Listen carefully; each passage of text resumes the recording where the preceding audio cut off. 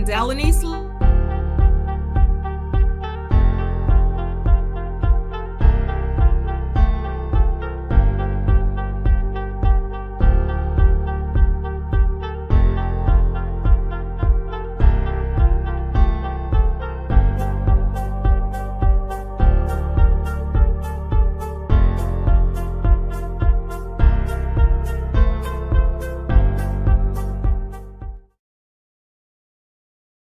All right, everybody. Thank you for joining me on Kendéll Lenice Live. We here remix the narratives in the Black community.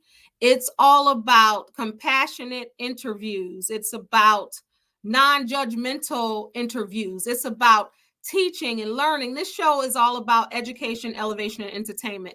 That's what my channel is about. And I'm proud to have my guest on today. I have the author of the Diary of a Pimp. I gotta spell it because we right here on YouTube, and sometimes real talk, is flagged. So I'm gonna spell it out, Pimp. But when this was brought to my attention and asked if I wanted to interview Miss Karen Joy, I had to look at it because, of course, when you see the title, it's like, oh, what's going on here? And you're interested in hearing a story.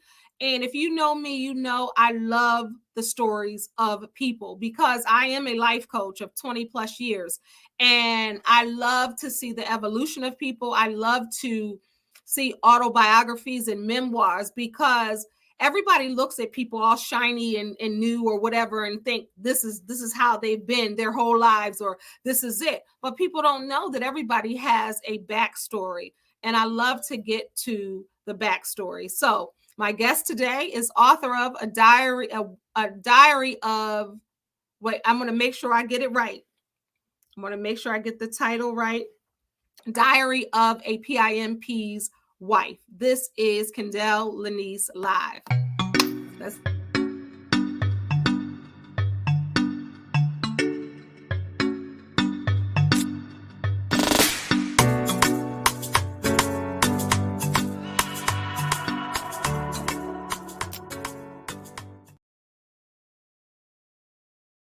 As I said, I have Karen Joy here. Let me read a bit of her backstory. All right. Based on a true story, the book vividly recounts the 5-year tumultuous lifestyle that Karen Joy and her former common law husband, AZ, lived while he was establishing himself as one of Long Island, New York's most infamous PIMPs, right? Before he returned from a disastrous visit to Miami, Florida, she had rented an exquisite mansion with dreams of establishing an urban Black country club. However, AZ and his company of toots, I'll say, and strippers, other successful, and it's funny trying to read it because if you know anything about YouTube. All right, so I just want to get to it because I'm going to read some of it, but I really want to hear from her. So this is Karen Joy hopes that explicit details in a diary of a Pimp's wife will inspire young women to stay clear of Pimps and the dangerous life of prostitution, strippers, adult entertainment, and sex trafficking. In this book, she describes how the Pimp, like AZ preys on young, naive girls who have no one while living in the streets. AZ lured the pretty young girl with promises of the life of luxury. This happens all the time. Bubbly teenager who easily is persuaded by a wolf in sheep's clothing. Nina became AZ's #1 moneymaker. She also wants to encourage all women to safeguard themselves from men whose sole purpose is to destroy their minds, bodies, and souls. All right, to Kendéll Lenice Live, I welcome Miss Karen Joy. Hi. How are you? Look at the lighting. Look at the lighting. Yes. I am, wow. Girl, you did that like that. Yeah. Awesome. I do a lot of construction here in my home, so I had the perfect lighting for you. So thank you for the advice. Yes. So next time, because I guarantee you, you're going to have more interviews. We're claiming that right now. And this book is going to be a bestseller. So when you come on, we do that. Yes, absolutely. You got it. All right. So I'm excited to have you. Welcome. Thank you for having me. You're I welcome. appreciate the platform. Yes. All right. It's so many questions that that I have, and I really want to have a real conversation with you because you're beautiful. Oh, thank you. Likewise. I thought that when I Thank you. saw your Instagram. Oh, thank you. You too. And then I look at you as a beautiful young girl, Okay. right? Yes. And how we already know, let's cut through it. We know that luxury and status and money is a lure for a lot of young girls. I grew up in South Jersey, so I totally get that, right? I had the pleasure of interviewing Randy Huggins. If you don't know who Randy Huggins is, everybody, he is the creator of the show BMF. Right. Right. So I had an opportunity to sit down and talk to him. And I'm thinking about BMF and the first lady of BMF, Tanisha Welch. Her story is coming out. And I think about Power. We can think about The Wire, just different shows that are considered real life, gritty life, right? Right. And everybody is fascinated with this type of story. Why do you think that is? I think that they actually live it and they can identify better. This is what is going on, especially in the urban communities. People try to look for different streams of income, varying from the 9 to 5, where that they think they can excel in life. And unfortunately, they look to the streets, and these are the type of income you can acquire in the streets. Yeah, and that's real. And Yeah. When I think about that, and I think about the lifestyle, just hustling on the streets or trying to make a quick dollar bill, and I'm I'm a woman of a certain age. I'm 51. So I know about that life. You know what I mean? When you're seeing people around you or in the neighborhood or your friend's big cousin and, everybody doing that. And back in the day, it was the sheepskin coats and the hats and you know what I mean? Everything to match the gazelles. And that was flashy for a lot of people, especially young girls. How do you think young girls get caught up in that lifestyle? Well, there's several different reasons. Some lost, in the streets. They're runaways. They're damsels in distress. And these type of, like you said, wolves in sheep's clothing reach out to them and promise them a life of luxury. They promise they're going to take care of them, or they lure them in, trying to say that they're maybe going to, love them, be their boyfriend. And some are actually college students, and they just, they can come from all walks of life, the poor young girls. But if they're young, they're impressionable, and someone that's much older can definitely influence them into the wrong side of the track. And that's what happens to many of them. So I won't just say many of them are lost or runaways. Some of them are actually in college. They prey on them wherever they can find them. Yeah. Yeah. I believe that. I believe that. And now with trafficking and, I think that this is a great time for this book because, we hear about trafficking all the time and the things that a lot of the guys out there are doing to lure young girls and doing it without even knowing, putting stuff on their cars and following them and all kind of things. And it's really dangerous out in these streets. This book is exactly. This book is based off of a true story of events. Is this the life that you live? It is. I was in the trenches. And like I said, you don't have to come from a certain lifestyle to be persuaded, into the wrong direction. You said most of it in the introduction. I was, not to give away too many spoilers, but I was, a successful businesswoman. And I met this guy, and he led me down the wrong path.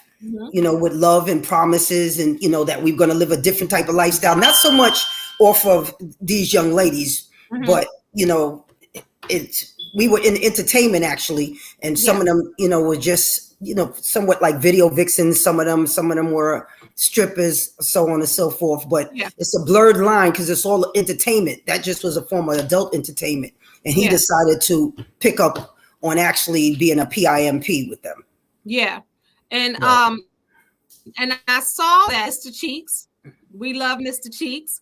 We do. Well, how did he contribute to your book? So from the Lost Boys, those that don't know, rappers, famous for the song Renee, and many others. But what was his role in this book?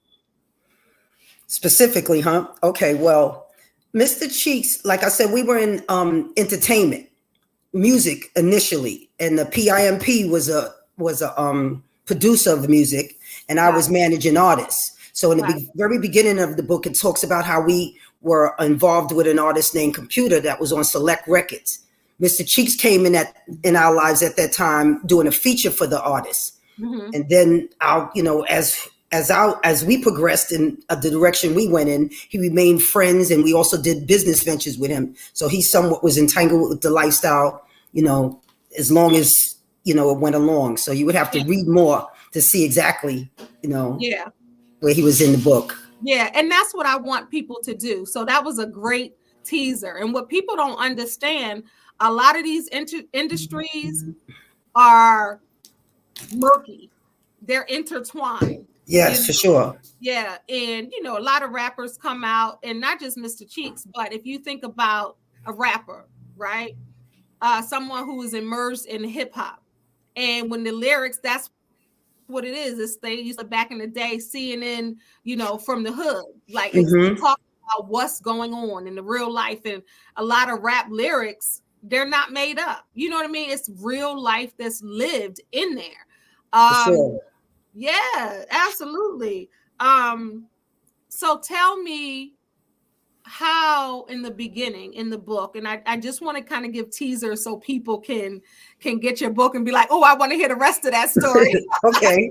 But how first I want to ask how the book came about, but I want to ask more about your life, because I know it's loosely based on your experiences.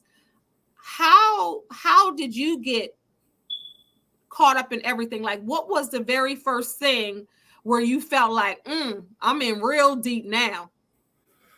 Well, like I said, I was at the time I was trying to construct a country club, and the term "no good deed goes unpunished" is so true.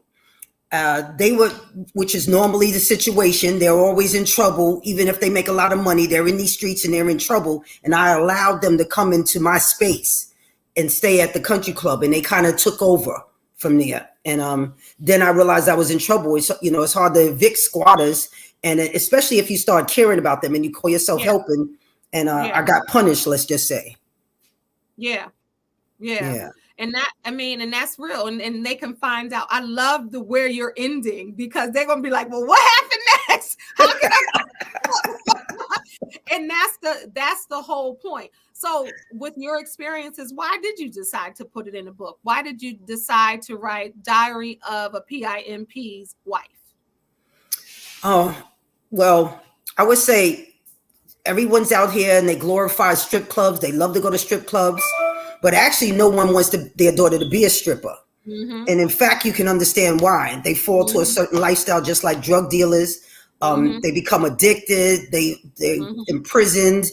And unfortunately, they die. And I wanted to, try to put some of the lessons in here and show them what happened to these young ladies, so that they wouldn't take that, that trajectory in life. Yeah. Because it's so easy when you think about, and as I looked on your Instagram preparing for this interview and just looking, and I like to just look, right? It's not about research or study. You want to look at certain things, because I want to make sure I respect you in that way. If I'm going to sit down and talk to you, I'm not going to come, without being prepared. But I was looking at I think it was a panel that you did, and you had another woman was on there, and she was talking about her story about, I think it was a drug dealer's girlfriend in that life. And I think about people that I knew, that I grew into school with as early as junior high school, where their boyfriend was in high school and he was, selling drugs. Mm-hmm. Right. And I think about the lure that it had with them, for them to pick them up in the car, you know what I mean? And pick them Right. up from school and everybody there, or they got the latest bag. And I'm talking about as early as junior high school. Yes. So there is an appeal for a lot of young girls. So I love the fact that you're putting this out there so they can be alert. And even if the children, because I'm gonna call them children, even if the children do not see it, I hope that a parent sees this to pay attention, because I know when I was growing up, I couldn't bring nothing in the house Right. that I didn't buy and show proof of I buying it, or my mom bought it. Because I think adults already knew what time it was. Like, if Right. it's giving you something, they're not giving you something for free. Yeah, they do a lot of grooming, they call it. Talk about that. Right. Talk about it. They do a lot of grooming. First, it sets out where it's just a normal lifestyle. You're having a good time. And all along, they're getting them close enough where they can find out their weaknesses. And then they try to cater to that and give them everything that they're missing, to the point where it becomes somewhat of an attachment. Because a lot of times it's not by force that they force these girls; it's by choice, because they're so engrossed that by the end game, that these guys can just have their way with them. Unfortunately, they do this between the grooming. Could sometimes happen prior to them becoming 18, but they're most vulnerable between the ages of 18 and 22, when they're still just having a jovial lifestyle, and they're just, living their life. And these guys come in and they have an agenda. Yeah. And that's the agenda. So what she's talking about, what Karen is talking about, is the grooming process, where, like she said, they find out your weaknesses, what you like, what you don't like.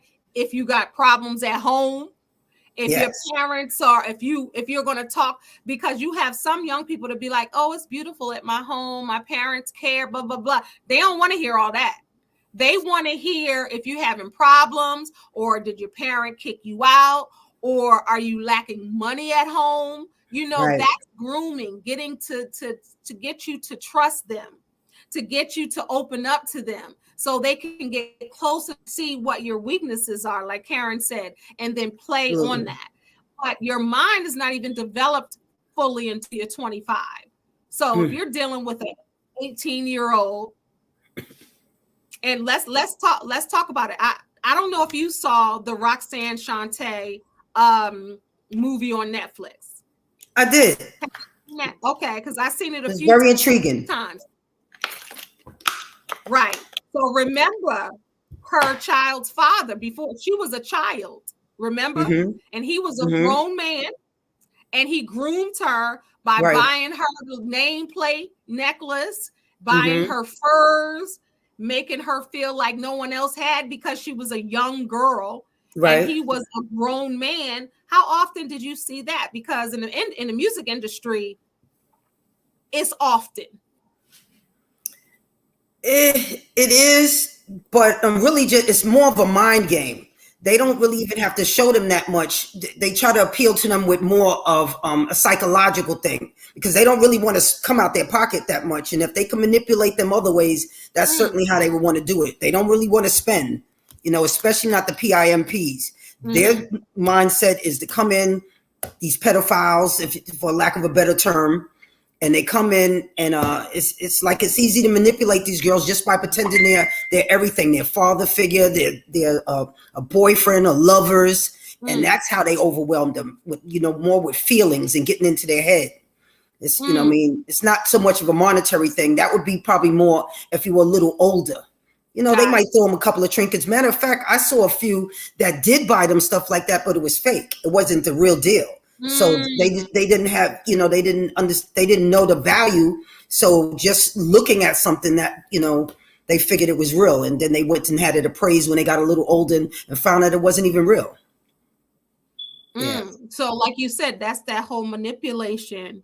Absolutely. In that mind game. So when you talk about being a PIMP's wife, this is the diary of a PIMP's wife. Right. What was that life like for you? Like I said, before you know it, you're spiraling down the dark path, of money, sex, money, and drugs. And Yeah. you're trying to get out, but you're also trying to get these young girls out with you.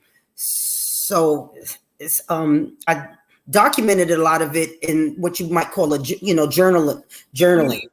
And that's why the title is called Diary of a Pimp's Wife, because the things that I saw day to day, I wanted to remember it, and I wanted to be able to figure out ways to offset it and definitely put it in a formation where I could spread awareness. And that's Yeah. how the book was brought about. And I love that. I love that you want to spread awareness. That's so important to me that you, and of course to you, obviously, but for doing that, tell me why that was so important. Well, I know, like we know, that these young ladies and women in general help form the next generation. So if they're ruined at a certain age, we'll never get to that point where they're marrying, love marriage and the carriage and having the perfect lifestyle, or at least the picket fence and things of that nature. Once they get lost in this lifestyle, you see a lot of them go down. Like I said, they either end up in addiction, where they're never going to have that type of lifestyle, or they end up in dead or in prison until they are older and maybe past childbearing age. So I wanted to try to save that specific genre. Yeah, I think that that's commendable, because it's important when God, when we're going through things, and God sees us through, and we have a testimony. It's so important to reach back and not only share our testimonies, but to be able to help somebody else through the pain and through the lives that we may have lived. So, hats off to you. That's commendable. Thank you. It was difficult. Excuse me. It was difficult being that transparent. But go ahead. No. This is all about you. Why was it difficult being transparent?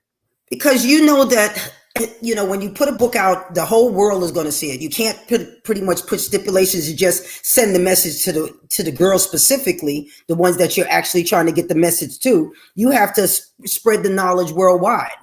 And that would open you up to judgment and other people seeing it. Even though we all have skeletons in our closet, people tend to look down upon you regardless of what they're going through. So, but I had to do it because, like I said, the function was to try to help save these young ladies.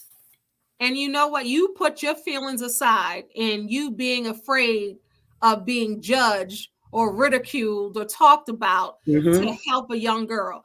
Right. Like, to me, that makes every difference in the world. And over here, we're changing the narratives. It's a no judgment zone over here. So if you're watching my channel, we don't judge, no nasty comments, none of that, because Karen Joy is brave enough to share hers, even though she was hesitant, right?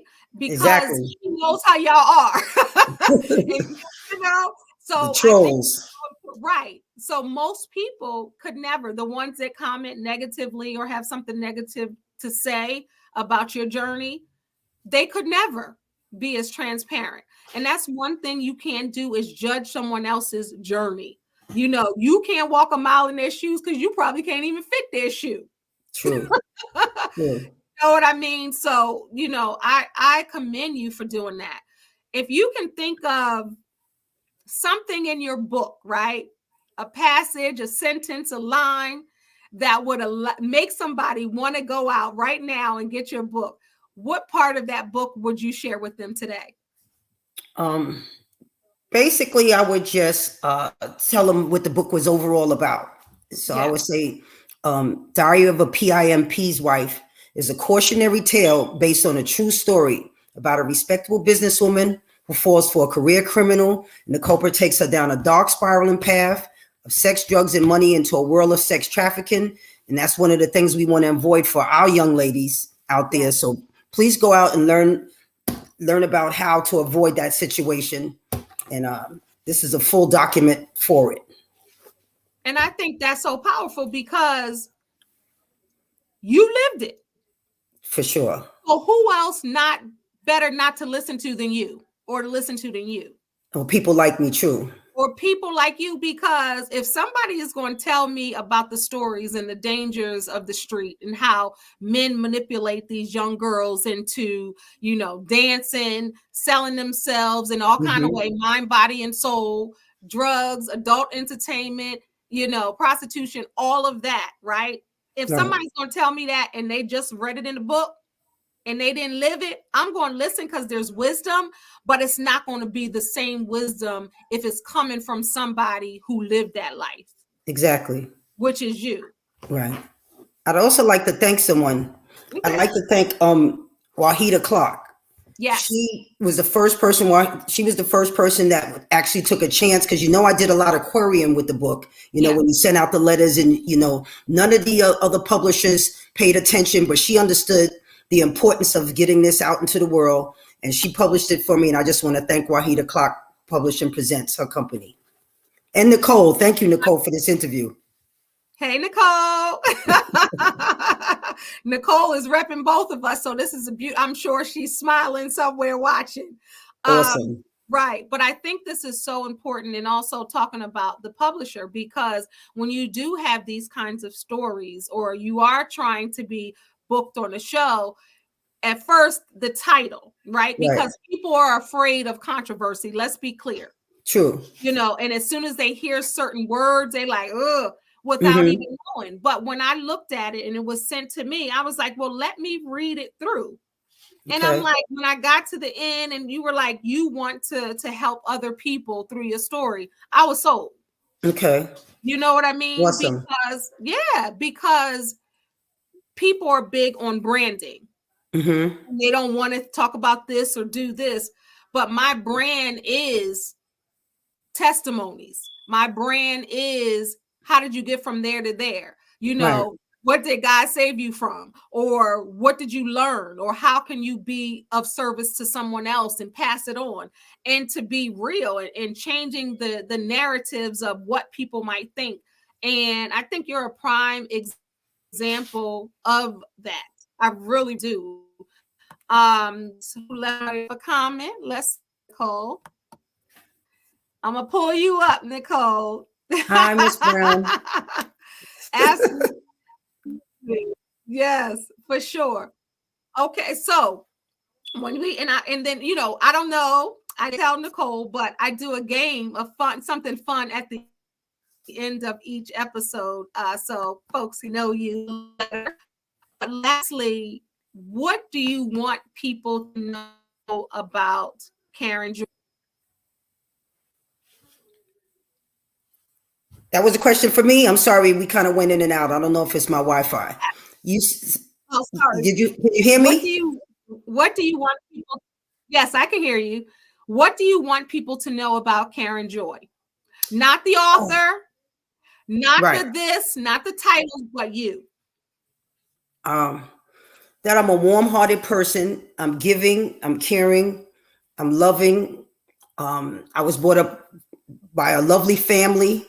I had a good home, and so I can't figure out how I ended up in this lifestyle, but I'm just appreciating the fact that God brought me to it, and He brought me through it, and now I'm here to live. The rest of my years is going to be the best of my years. Amen to that. Come on now. Come on. So how does it feel to have published your first book? Oh, it feels awesome. I mean, writing it was one journey. I mean, one satisfaction, and then actually to see it in formation and book form. Like I said, I have to thank Miss Wahida Clark for that again, because a lot goes into that, editing and typesetting and the graphics and things I wasn't prepared for. Like I said, I did the journaling. I put it in manuscript form, and that was pretty much is not as far as I could have went, but it would have taken a lot of more work to get it here. So yeah, it feels really good to see it on shelves out across the, in the world, in the atmosphere, and available for people to go out and get. It's on all platforms, Amazon.com, Barnes and Noble, and anywhere where books are sold. So, definitely go get the book. It's an excellent read. I've been getting feedback. People love it. You know, all my friends, none of them actually said anything negative. They all come back and they say, we loved it, and we can't wait for part 2. Yes. So, I was going to ask you what the feedback was, and I love that. So yeah. Even with the people that knew you, did they know a lot of things that were happening in the book? Actually, they didn't. And this is what, when you have a testimony, this is one thing I believe you're supposed to do. You're supposed to bare your soul. And you know, because if things do happen good for me, this way people can't go digging and finding out stuff. And I pretty much put everything in there that, you know, and then a lot of these people know me and they know the type of person I am and my character.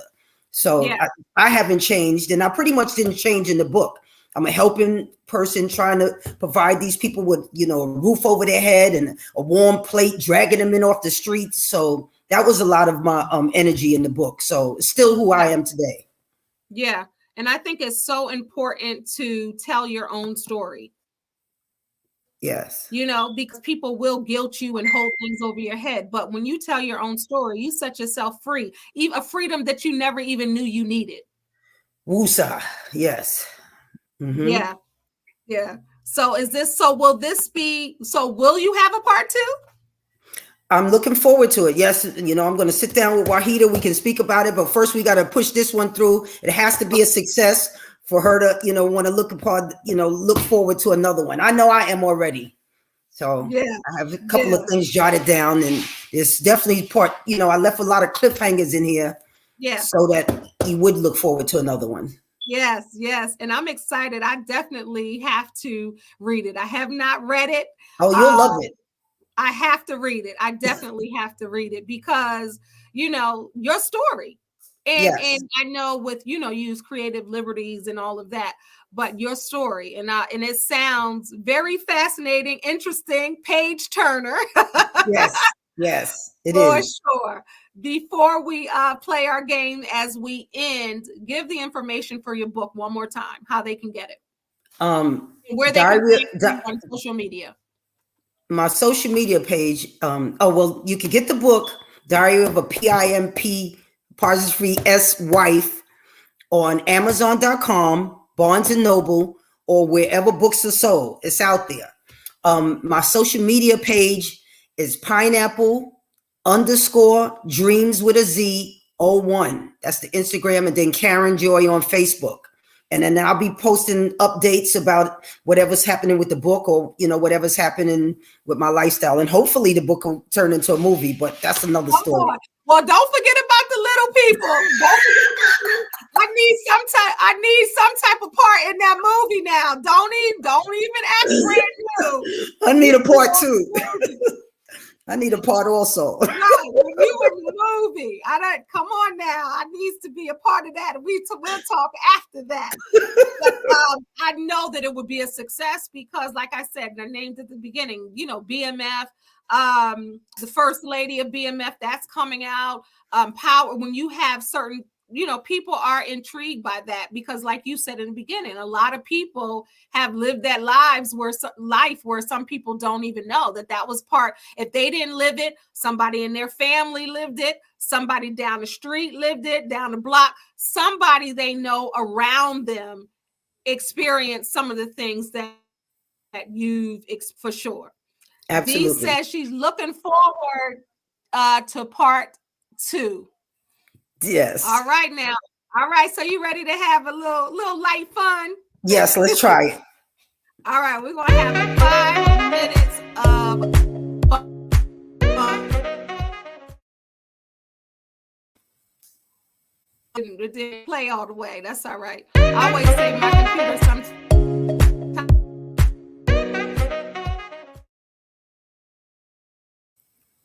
They say we are, but we know that that's to be everybody, right? All right, so 5 minutes of fun. You're just going to give an answer.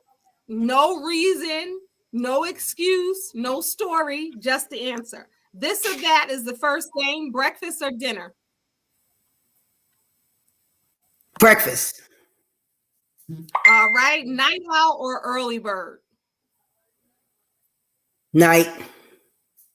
When it comes to vacations, adventurous or relaxing? Relaxing. All right. All right, top 3 movies. Every time they're on, you don't care where it is, beginning, middle, end, you're going to stick around and watch it. Godfather, Malcolm X by Spike Lee, and anything Denzel Washington. Come on. All right, what's a hidden talent that you may have that people don't know about? Writing. I didn't know I could write so well. I mean, it took any editing. Yeah, God put pen to the paper. I'm telling you, when he gives you, when he has a mission for you, he takes it on through. Yes, writing. Oh, I believe that. I believe that. As a writer, I totally understand. God be downloading, don't he? Yeah. Praise him. So what makes you laugh out loud? Like literally. Silliness. Me too. The song that makes you dance every single time you hear it. Never would have made it without you. Come on, I can see. I'm gonna dance with you. Now, I ain't no singer, but I feel like singing. I feel like shouting right now. All right. So, what will surprise people? What would people be surprised to know about you, other than you're an amazing writer? What would surprise them about you?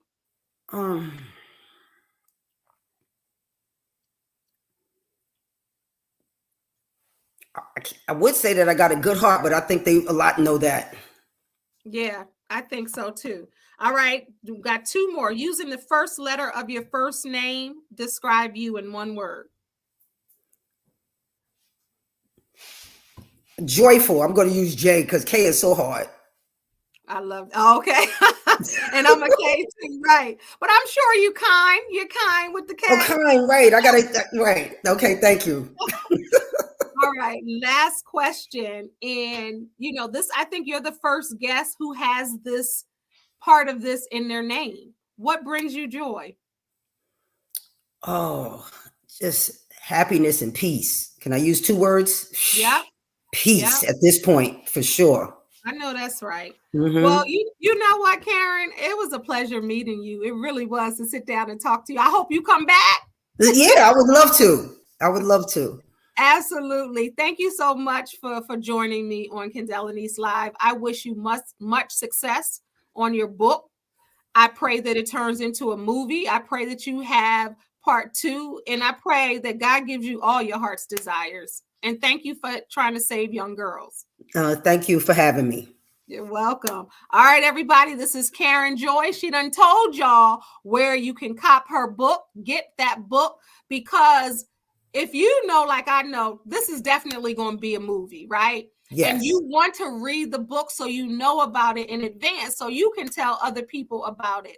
And possibly she'll have a part 2, but this is not going to be the last time I should say, that you're going to hear from Karen Joy. Everybody, thank you so much for watching. This is Kendéll Lenice Live. Make sure you subscribe to my channel. Please share this, like it first, and share this to everyone that you know is going to want to hear this story, especially if you're a father and you have daughters, if you're a mother and you have daughters, if you are a young person and you see one of your friends maybe heading down that direction, send them this interview and tell them about Karen's book.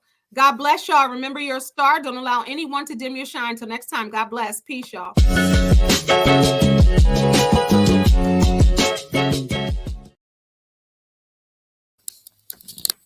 Good night.